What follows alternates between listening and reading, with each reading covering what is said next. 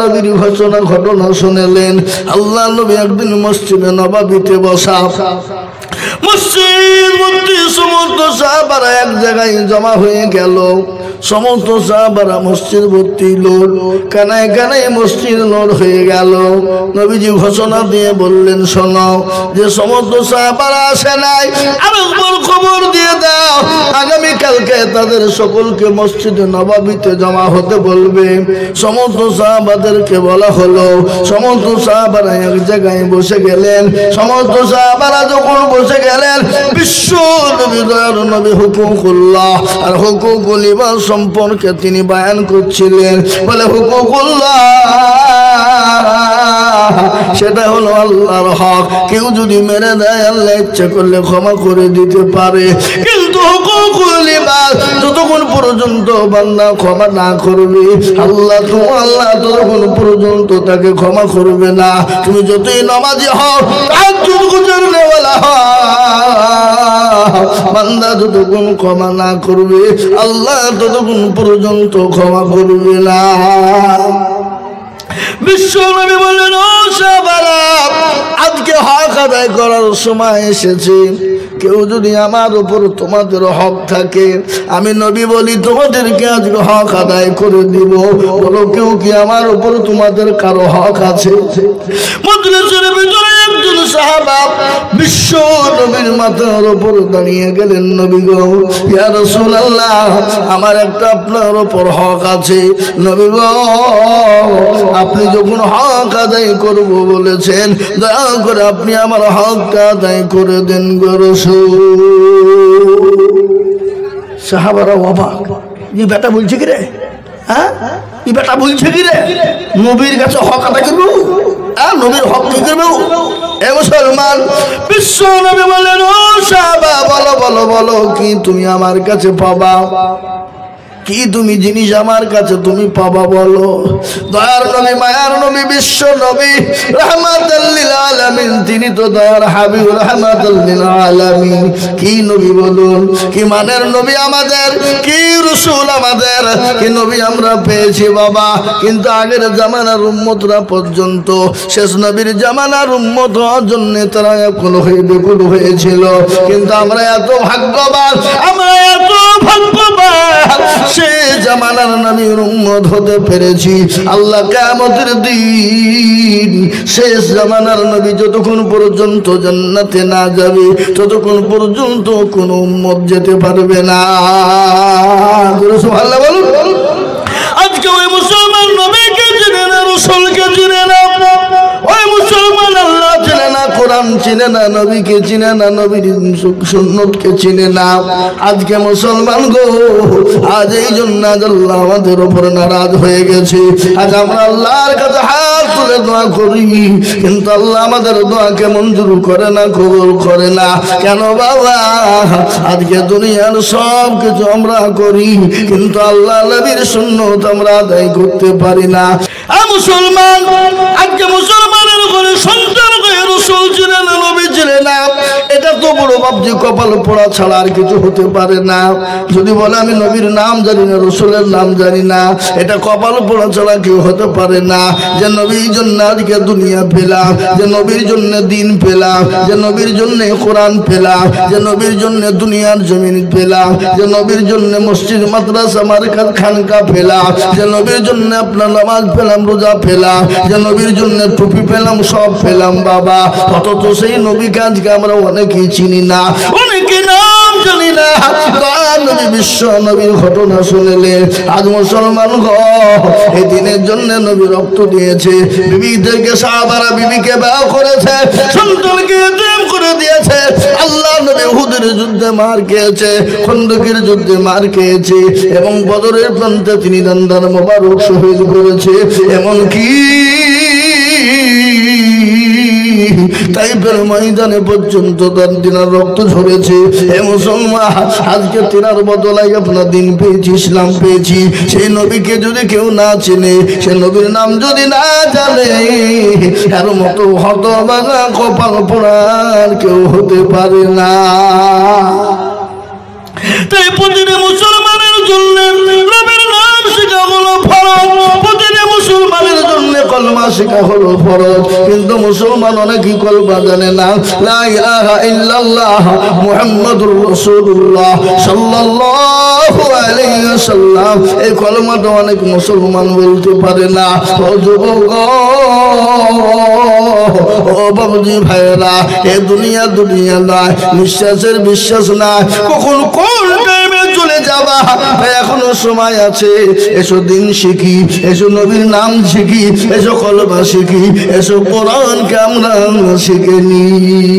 কোরআন আজকে আমাদের দেশের ছেলেরা ফালতু টাইমকে ফোরায় নেব, ফালতু মোবাইলে টাইম খবরায়, ফ্রি ফায়ার পাবজি গেম করে ঘন্টার পর ঘন্টা ধরে তাদের ব্রেনকে ক্ষয় করে ফেলে, তাদের জীবনকে ক্ষয় করে ফেলে, তাদের যৌবনকে শেষ করে ফেলে, তাদের চোখকে শেষ করে ফেলে, তাদের কিডনিকে শেষ করে ফেলে।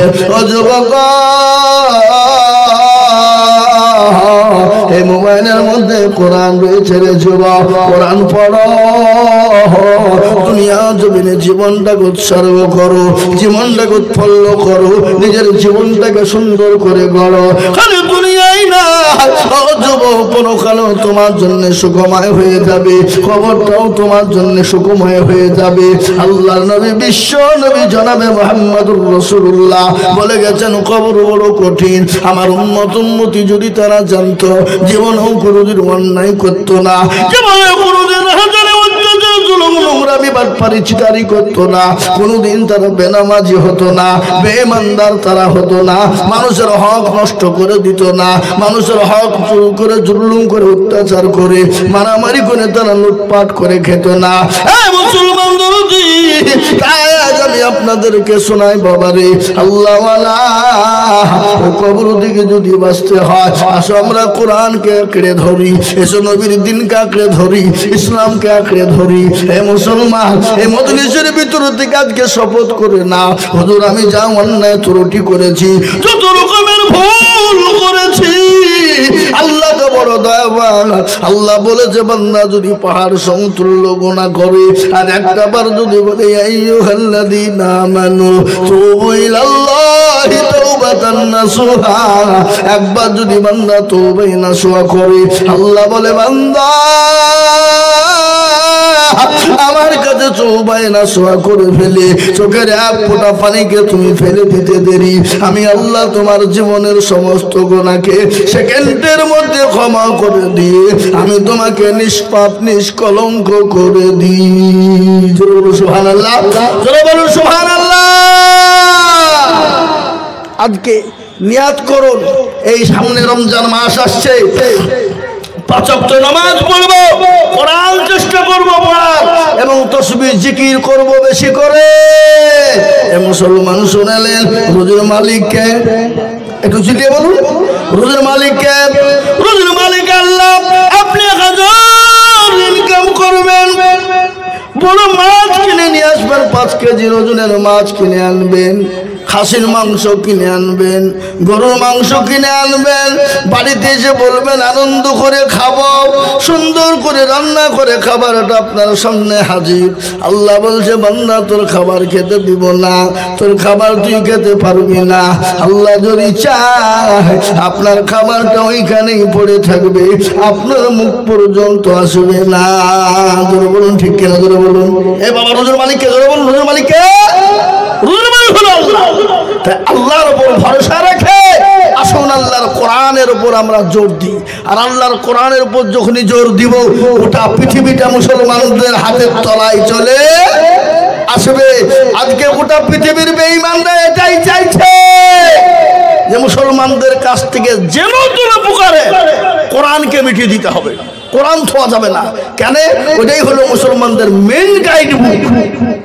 আর ওই কোরআনটা যদি বন্ধ হয়ে যায়, মুসলমানদেরকে যেরকম করে পারবো ইচ্ছা সেরকম ভাবে আমরা কি করব, পায়ের তলে ফুটবলের মতন ব্যবহার করব। আজকে গোটা পৃথিবী মুসলমানদেরকে ফুটবলের মতন ব্যবহার করছে না, করছে না, জোরে বলুন। ফুটবল মানে যেই দেখে সেই লাঠি মারতে মন যায়, যায় না? এই বাবা কথা বলেন না কেন? যার পায়ে পড়ে তারই মন চায় এক লাঠি মারে কেনা। আজকে আমাদেরকে ফুটবলের মতন ব্যবহার চলছে গোটা পৃথিবীতে বাবা। আজকে আমাদেরকে যেই দেখছে, যারাই দেখছে, আড়াল চোখে তাকিয়ে দেখছে, আছো কেউ রক্ষা করার ক্ষমতা নাই, একমাত্র কে করবে? আল্লাহ। আজকে বাবজি গোটা পৃথিবী গোটা ভারতবর্ষ জুড়ে আজকে মুসলমানদেরকে রই রই রই রই ব্যাপার, মেরে দিব, কেটে ফেলবো, হারিয়ে দিব, শেষ করে দিব, কোরআনকে মিটিয়ে দিব। কেন? ওরা এটা জেনে নিয়েছে গোটা ভারতবর্ষের রাজত্ব আমরা করব, মুসলমানদেরকে হতে থাকতে দিব না, কোরআন মুসলমানদের পড়তে দিব না। কিন্তু বলুন তো কোরআনের মালিক কে? একটু চিলিয়ে বলুন কে? এ কোরআনকে মিটিয়ে দিতে চেয়েছিল কে? আবু জাহেল, আবু লাহাব, উতবা, সাইবা, মুগিরা, তারা চেয়েছিল কোরআন ধরবে না, একবারে পৃথিবী থেকে মিটিয়ে দিতে চায়। কিন্তু আল্লাহ বলে না,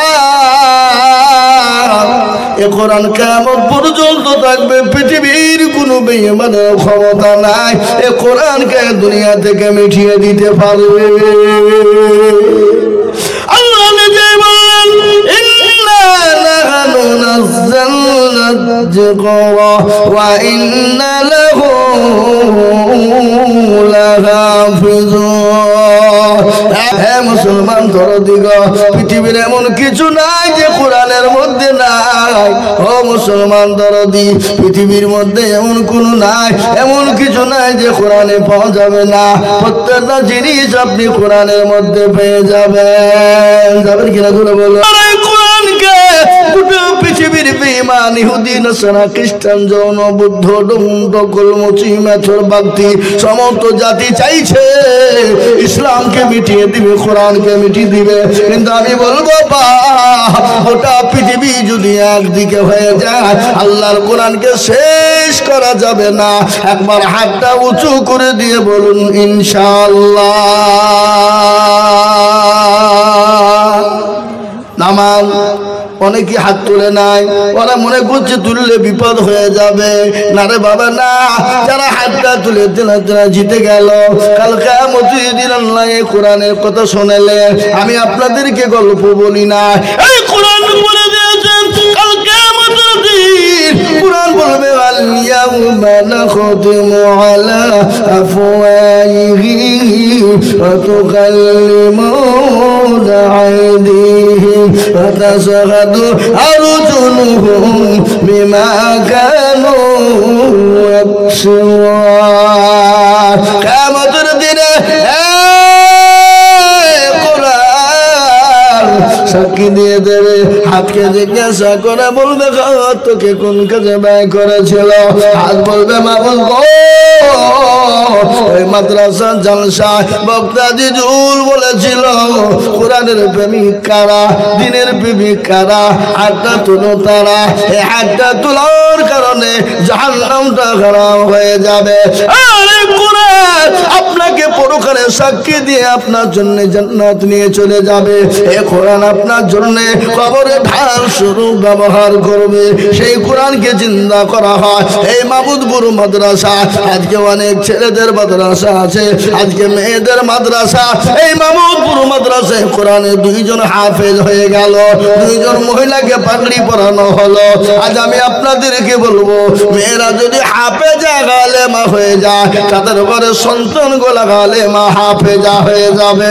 তাদের ঘরে সন্তান গলা কমসে কম কোরআন ওয়ালা হবে, তাদের ঘরে সন্তান গলা কমসে কম নামাজি হবে।